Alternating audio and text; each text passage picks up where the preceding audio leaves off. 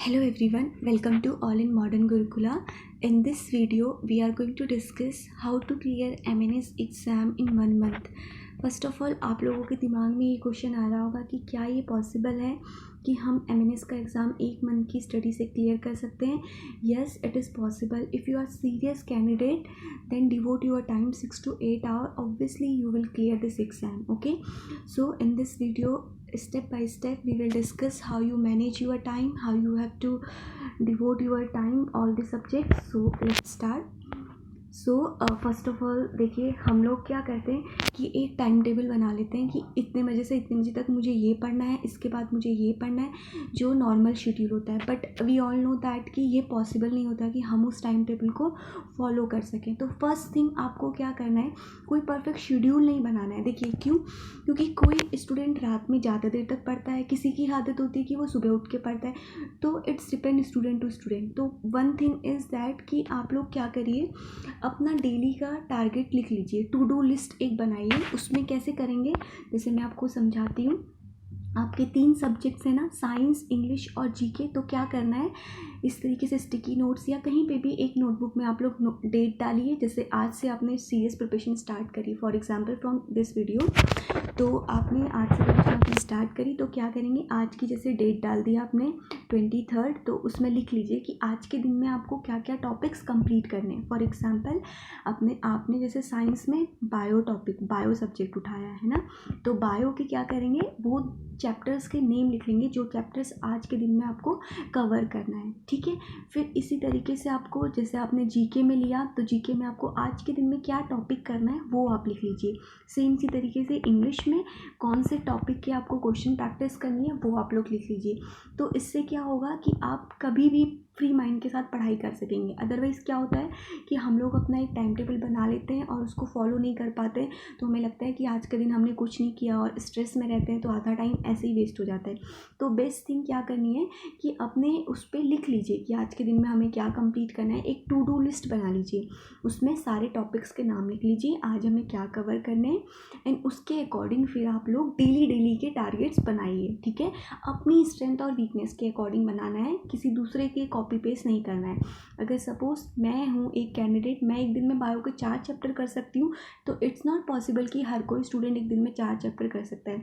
Unnecessary नहीं लिखेंगे, उतना ही लिखेंगे जितना आप कर सकते हैं. ठीक है, एग्ज़ाम को क्लियर करने के लिए आपको स्मार्ट अप्रोच अपनानी होगी, न कि बहुत ज़्यादा हार्ड वर्क करने की ज़रूरत नहीं है. स्मार्ट वर्क करिए. ठीक है, अब जैसे बायो में मैं आपको बताऊं तो बायो में बहुत सारे चैप्टर्स हैं. 11th और 12th की यूनिट को देखेंगे हम तो सारे चैप्टर्स इंपॉर्टेंट नहीं होते हैं. जो चैप्टर बहुत ज़्यादा इंपॉर्टेंट है उस पर ज़्यादा ध्यान दीजिए, और जो चैप्टर थोड़े कम इंपॉर्टेंट है, जिससे बहुत कम क्वेश्चन पूछे जाते हैं, तो उसमें से क्या करिए कि एक बार गो थ्रू हो जाइए उन चैप्टर से, कि एटलीस्ट अगर वहाँ से कोई क्वेश्चन आए तो आप लोग अटेम्प्ट कर पाएँ. ठीक है, अब देखते हैं कैसे करना है. अब सबसे पहले तो आपको स्टार्ट करने से पहले आपको समझना होगा कि आपके एग्ज़ाम में क्या क्या आना है और किस सब्जेक्ट का वेटेज कितना है. देखिए, जैसे यहाँ पे आपको दिखाया है कि इंग्लिश तो आपके लिए बहुत इंपॉर्टेंट है. इंग्लिश आपको मेरिट में इन और आउट करने में हेल्प करेगी.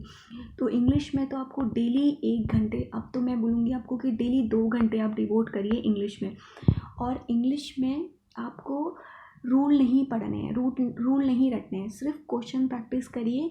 आज से डेली 5 एंटोनिम सिनोनिम्स याद करिए. ऑब्वियसली एग्ज़ाम तक आपके बहुत ज़्यादा हो जाएंगे. ठीक है, अब जब हम साइंस सेक्शन की बात करते हैं तो साइंस में आपका फिजिक्स, केमिस्ट्री एंड बायोलॉजी तीनों आते हैं. बट अगर आप लोग देखेंगे तो बायो का वेटेज ज़्यादा होता है एज़ कम्पेयर टू फिजिक्स और केमिस्ट्री के. तो अब कैसे यहाँ पे स्मार्ट अप्रोच लगानी है कि बायो में आपको ज़्यादा टाइम डिवोट करना है और फिजिक्स और केमिस्ट्री में कम टाइम देना है. तो फिजिक्स और केमिस्ट्री में क्या करिए, फिजिक्स के जैसे इस बार कुछ बेसिक न्यूमेरिकल्स आए थे, तो एक नोटबुक में फॉर्मूले लिख लीजिए और उसको रिवाइज करते रहिए. एक बार की मेहनत है और बाद में उसी को रिवीजन करते रहिए. ठीक है, अभी भी करेंगे तो हार्डली आपके इस चीज़ पर भी हम आएंगे कि कितने दिन में कैसे कवर होगा. एंड नेक्स्ट टॉपिक जो आपका है जीआई में देखिए 40 मार्क्स का आपका हो जाएगा जीके.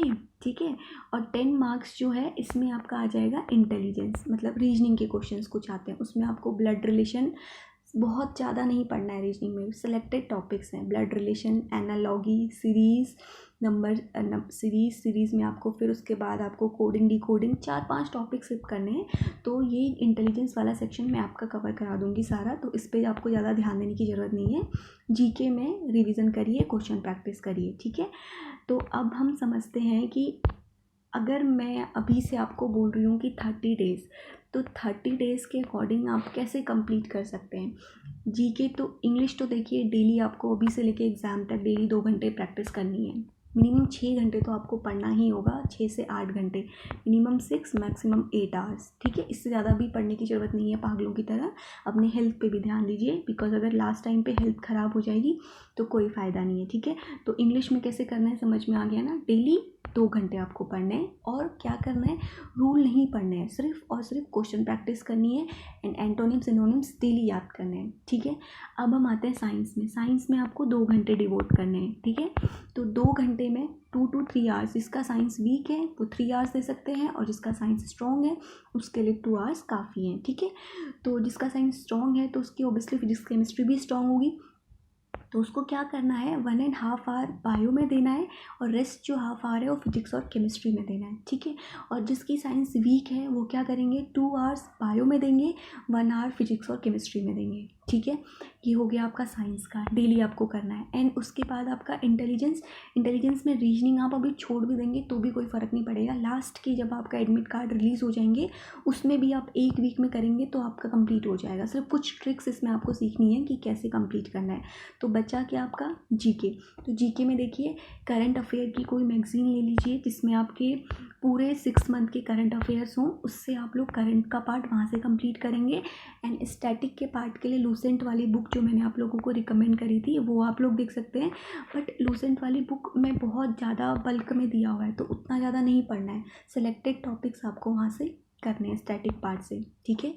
तो अभी से आप लोग जैसे इंग्लिश तो आपको करना ही है डेली, तो इंग्लिश को तो हम लोग हटा ही देते हैं। साइंस में कैसे करेंगे, बायो के लिए फिजिक्स केमिस्ट्री आप लोग लूसेंट से भी पढ़ सकते हैं, एंड उसके अलावा लूसेंट की जनरल साइंस की बुक आती है आप वहाँ से भी कर सकते हैं।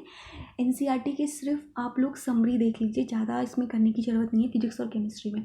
अब बायो को कैसे करिए, बायो का एक वीडियो मैंने बनाया है जिसमें कि आप बायो का सिलेबस कैसे कवर कर सकते हैं, तो आप लोग उस वीडियो को देख लीजिए, उससे आपको हेल्प मिल जाएगी कि हम 30 डेज़ में अगर आप आज से भी स्टार्ट करते हैं तो कैसे आप कंप्लीट बायो कवर कर सकते हैं, ठीक है। एंड उसके बाद हम जीके के सेक्शन में आए, तो यहाँ पे आप लोग स्टैटिक पार्ट को 15 दिन में कंप्लीट कर लीजिए, आराम से कंप्लीट हो जाएगा, ज़्यादा करना ही नहीं है। और 1 आवर जब आप स्टैटिक 2 घंटे इसको दे रहे हैं तो 1 घंटे आप स्टैटिक को दीजिए, 1 घंटे आप करंट को दीजिए। तो इस बार जैसे करंट से ज़्यादा क्वेश्चन आए थे तो आप करंट को 1.5 आवर दे सकते हैं और स्टैटिक को आप कम टाइम दे सकते हैं, ठीक है। तो इस तरीके से आपको मैनेज करना होगा। तो आज से भी आप स्टडी करेंगे तो ऑब्वियसली आपका एग्ज़ाम क्लियर हो जाएगा। एंड इसमें टाइम प्रैक्टिस बहुत ज़्यादा इंपॉर्टेंट है।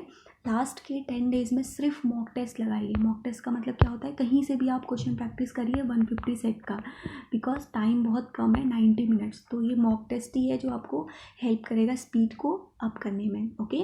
तो इसमें कोई नेगेटिव मार्किंग नहीं है, प्लस पॉइंट ये है। तो आप लोग आराम से अपना एग्ज़ाम क्लियर कर सकते हैं आज से भी पढ़ाई करने के बाद। बट आप सीरियस होने चाहिए और एक थोड़ी सी कंसेप्चुअल क्लैरिटी होनी चाहिए कि माइंड में ये बिलीव होना चाहिए कि आई कैन डू इट, तो definitely you can do it. अगर आप ये सोचेंगे कि अरे मेरे फ्रेंड ने इतना पढ़ लिया मेरा कुछ नहीं हुआ, तो कुछ नहीं होगा कभी, ठीक है। अपने आप से कॉम्पिटिशन करिए, बाकी किसी से नहीं, अपने आप को बेटर बनाइए, ओके। सो अब हम कुछ थोड़ा सा और देख लेते हैं। ये क्लियर हो गया ना आपको। ये यहाँ पे देखो, ये सिलेबस गिवन है, तो ये बुक मैंने नेट से डाउनलोड किया है, तो आप लोग नेट पे देखेंगे तो वहाँ पे आपको ये सिलेबस मिल जाएगा, ठीक है। यहाँ पे देखिए इंग्लिश का सिलेबस है, ये मैं आप टेलीग्राम चैनल पे भी डाल दूँगी, तो आप लोग वहाँ से भी देख लेना। और ये नेट पे भी अवेलेबल है। और ये बायो के टॉपिक्स दे रहे हैं सारे, इसमें सारा सिलेबस गिवन है। ये आपका केमिस्ट्री के टॉपिक्स दिए हैं, ये आपके जीआई के दिए हैं, तो जीआई में सारे नहीं पढ़ने हैं। मैंने ऑलरेडी इस पे वीडियो बनाई है कि आपको कैसे सिलेबस पे क्या है, तो आप लोग वो वीडियो देख लीजिए। बार बार सेम चीज़ को रिपीट करने से कोई फ़ायदा नहीं है, तो आप लोग उस वीडियो को देख लेंगे कि कैसे हमें जीके में कौन कौन से टॉपिक पढ़ने, मैंने सब बताया हुआ है, ठीक है। तो एट द एंड हम लोग एक समरी देख लेते हैं कि कैसे करना है। 3 सब्जेक्ट हैं, 6 आवर पर डे पढ़ना है, ठीक है, मिनिमम 6 आवर, 2 आवर पर सब्जेक्ट को देना है, ठीक है। इंग्लिश में क्या करना है, 2 आवर जो इंग्लिश को डिवोट करेंगे सिर्फ और सिर्फ क्वेश्चन प्रैक्टिस करनी है, maximum number of question practice करनी है, ठीक है। और plus half hour daily antonym और सिनोनिम पढ़ना है, डेली के डेली, ठीक है। आज से नहीं पढ़ेंगे तो फिर एंटोनिम सिनोनिम में नहीं होगा, एक दिन में याद नहीं होते हैं, ठीक है। अब हम साइंस में आते हैं। जब हम साइंस की बात करते हैं तो साइंस में आपको, अभी मैं यहाँ पे अच्छे से आपको बताती हूँ। जब हम साइंस की बात करते हैं तो साइंस में आपको क्या करना है, साइंस में देखिए आपको साइंस में 2 our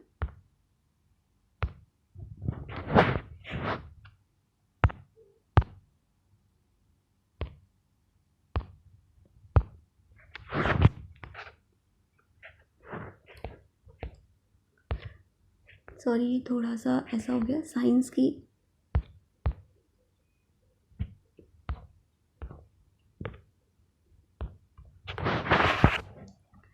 sorry for the mistake. अब देखिए साइंस, यहाँ पे मैं एक बार फिर से बता देती हूँ। जैसे 3 सब्जेक्ट हैं तो 3 सब्जेक्ट में कैसे करना है, 2 आवर पर सब्जेक्ट को देना है। तो टोटल कितने हो गए, 6 आवर, ठीक है। तो इंग्लिश में 2 आवर आपको इंग्लिश पढ़ना है, 2 आवर आपको साइंस पढ़ना है एंड 2 आवर्स आपको जीके पढ़ना है, ठीक है। तो 2 आवर्स जो आप साइंस जीके इंग्लिश करेंगे उसमें आपको क्वेश्चन प्रैक्टिस करनी है, और 2 घंटे जो आप साइंस पढ़ेंगे उसमें आपको ज़्यादा टाइम बायो को डिवोट करना है एंड लेस टाइम आपको फिजिक्स और केमिस्ट्री को डिवोट करना है, ठीक है। और जीके में आपको स्टैटिक पार्ट भी करके जाना है और करंट अफेयर भी करना है। तो अभी से भी आप करेंगे तो 15 डेज़ में आपका ये कंप्लीट हो जाएगा स्टैटिक पार्ट, अगर आपने कुछ नहीं भी पढ़ा है तो भी, ठीक है। और करंट अफेयर को तो डेली आपको 1 to 2 आवर देना ही देना है, क्योंकि इसका वेटेज ज़्यादा है, ठीक है। तो इस तरीके से आप अपना एक शेड्यूल बनाएंगे। टाइम टेबल बनाने की ज़रूरत नहीं है कि 6 to 7 मैं ये पढ़ूंगी, 8 to 9 ये पढ़ूंगी। बेस्ट थिंग इज़ एक इस तरीके से एक शीट पे लिख लीजिए कि आज मुझे बायो में ये कंप्लीट करना है, इंग्लिश में मुझे ये कंप्लीट करना है, जीके में मुझे ये टॉपिक कंप्लीट करने हैं। लास्ट रात में जब सोने जाएं तो एक बार देख लीजिए कि हाँ मैंने आज के अपने टारगेट्स कंप्लीट किए या नहीं किए, ओके। तो आई होप आपको थोड़ा बहुत समझ में आया होगा। स्टिल अगर आपको कोई डाउट हो तो आप कमेंट बॉक्स में पूछ सकते हैं। Thank you, God bless you all.